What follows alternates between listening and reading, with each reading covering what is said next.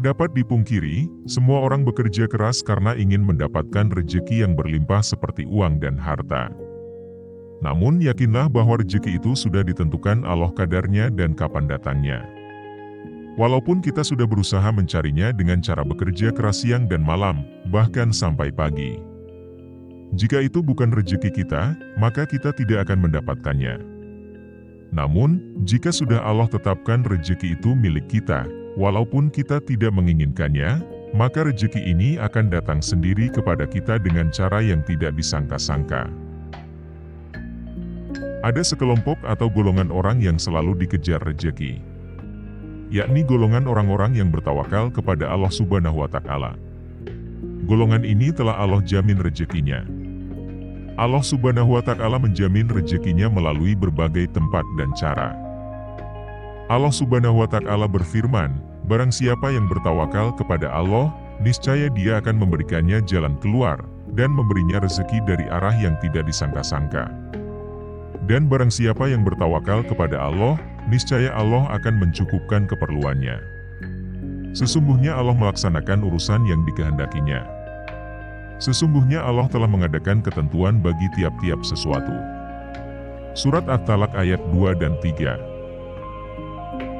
Allah Subhanahu wa Ta'ala berjanji akan mencukupkan rezeki bagi siapapun yang bertawakal kepadanya. Maka tugas kita adalah bertawakal kepadanya dengan usaha yang maksimal. Lebih jelasnya, inilah beberapa cara untuk menjemput rezeki agar datang dan mengikuti kita. Pertama, sedekah. Bersedekah adalah memberikan sebagian harta yang kita miliki kepada orang lain. Allah Subhanahu wa Ta'ala menjanjikan ganti yang pasti kepada mereka yang bersedekah untuk orang lain, baik sedekah materi maupun sedekah dalam bentuk lain. Allah menjelaskan hal ini dalam Al-Quran Surat Al-Baqarah. Perumpamaan nafkah yang dikeluarkan oleh orang-orang yang menafkahkan hartanya di jalan Allah adalah serupa dengan sebutir benih yang menumbuhkan 7 bulir. Pada tiap-tiap bulir berisi 100 biji.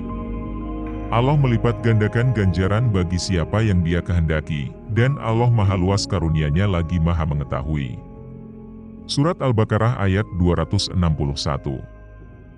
Jadi, meski bersedekah pada awalnya dapat mengurangi harta yang kita miliki, namun selanjutnya, Allah Subhanahu wa Ta'ala akan menggantinya dengan berlipat ganda.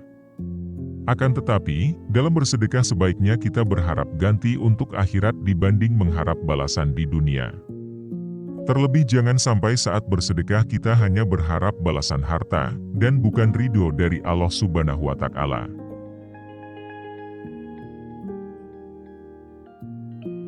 Dua, perbanyak syukur.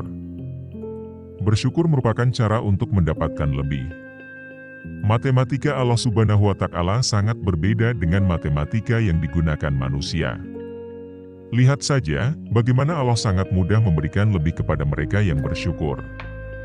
Ada saja jalan rezeki bagi mereka yang tidak mengeluh, meski dalam kondisi yang terbatas dan kekurangan.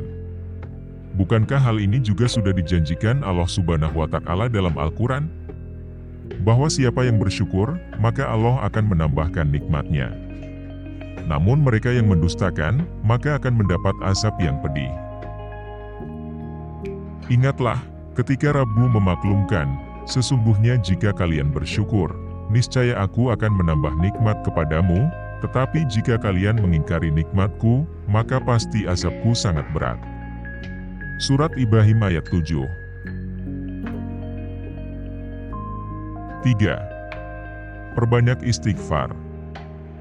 Istighfar juga menjadi salah satu amalan penjemput rezeki. Terkadang dosa-dosa yang kita lakukan akan menutup pintu rezeki dalam diri. Sehingga meski sudah berusaha semaksimal mungkin, namun tetap saja rezeki yang diinginkan tidak kunjung didapatkan. Istighfar merupakan zikir yang maknanya memohon ampun kepada Allah Subhanahu wa Ta'ala atas dosa-dosa yang pernah kita perbuat. Imam Al-Hasan Al-Basri juga menganjurkan agar manusia beristighfar jika mengalami kegersangan, kefakiran, sedikitnya keturunan dan kekeringan kebun-kebun. Jadi perbanyaklah istighfar jika rezeki tidak kunjung hadir. Dan hendaklah kamu memohon ampunan kepada Tuhanmu dan bertobat kepadanya, niscaya Dia akan memberi kenikmatan yang baik kepadamu sampai waktu yang telah ditentukan. Dan Dia akan memberikan karunia-Nya kepada setiap orang yang berbuat baik. Dan jika kamu berpaling, maka sungguh, aku takut kamu akan ditimpa azab pada hari yang kiamat. Surat Hud ayat 3.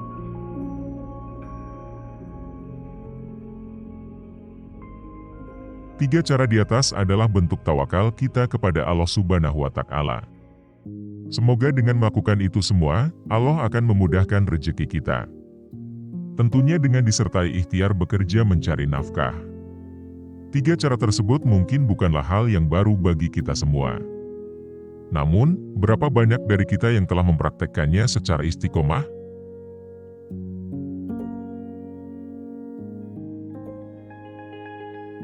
Selama ini kita sering percaya bahwa rezeki itu adalah hasil dari bekerja mencari nafkah semata.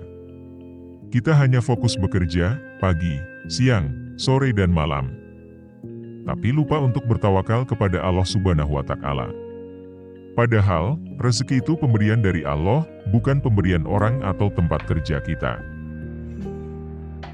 Mari kita bekerja dengan bersungguh-sungguh sebagai bentuk ikhtiar, serta terus bertawakal kepada Allah Subhanahu wa Ta'ala. Insya Allah, Allah akan ridho kepada kita dan memberikan rezeki kepada kita dari arah yang tidak disangka-sangka. Amin ya Rabbal Alamin.